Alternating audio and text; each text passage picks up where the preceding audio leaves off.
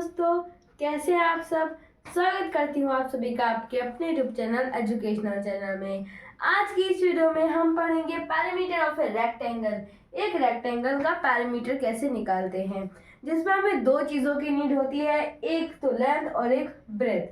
जबकि अगर हम किसी स्क्वायर का निकालते हैं पैरामीटर, तो उसमें सिर्फ हमें एक साइड की नीड होती है।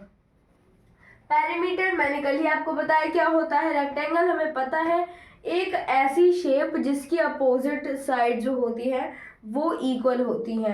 ठीक है, जैसे कि स्क्वायर होता है हमारा, है ना। स्क्वायर जो होता है एक मिनट, जो आपका स्क्वायर होता है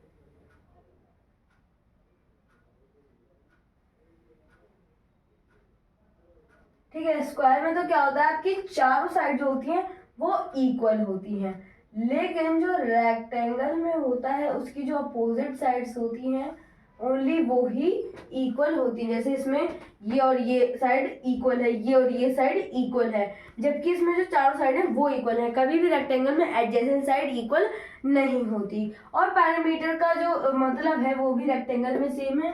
इन दोनों में पैरामीटर का जो मतलब है वो सेम है, यानी कि बाउंड्रीज जितनी भी आपकी होती है, अगर हमें किसी रेक्टेंगुलर पाथ का जो अगर उसके चारों तरफ हमें फेंसिंग करनी है तो उसमें हमें पैरामीटर की ज़रूरत होती है। लेकिन अगर उस ही रेक्टेंगल पाथ के बीच में हमें कोई कारपेट बिछाना है या फिर ऐसा कुछ स्टोन्स लगाने हैं, तो उसके लिए हमें एरिया निकालना होता है। ठीक है, अब आइए बात कर लेते हैं कि इसको निकालते कैसे हैं। जैसा कि मैंने आप सभी को बताया था कि स्क्वायर को निकालने के लिए हमें एक फॉर्मूले की जरूरत होती है, 4 मल्टीप्लाई साइड। उसी तरीके से पैरामीटर ऑफ रेक्टेंगल को निकालने के लिए किसकी जरूरत होती है, कौन सा फॉर्मूला लगता है, 2 इंटू एल प्लस बी। ये फॉर्मूले आपको याद होने चाहिए। इसके अलावा आप इस टाइप के क्वेश्चंस को कर ही नहीं सकते। अब चलिए करके देख लेते हैं, 2 इंटू एल प्लस बी। ठीक है, ये हमने करा। अब 2 को तो एज इट इज उतार लेंगे। लेंथ कितनी है हमारी, 25 प्लस 30 और ये मीटर। ठीक है, अब यहाँ पर पहले अब हम इसको बीच वाले को प्लस कर लेंगे, तो अगर हम ब्रैकेट को खोलेंगे तो ये हो जाएगा। ठीक है, तो ये 0 प्लस 5 कितना हो जाएगा आपका 5, और ये हो जाएगा आपका 5, यानी कि हो जाएगा आपका कितना 55। ये हो गया आपका मीटर। ठीक है, क्योंकि मीटर से बाहर आ गया ना, इस वजह से। अब 55 को आप 2 से मल्टीप्लाई करनी है आपकी। ठीक है, तो 55 मल्टीप्लाई 2 5 जा कितना होता है आपका 10 के 0 कैरी ओवर 1, 2 5 जा 10 और ये 111 110 कितना हो गया 110 मीटर। तो ये हो गया आपका पैरीमीटर।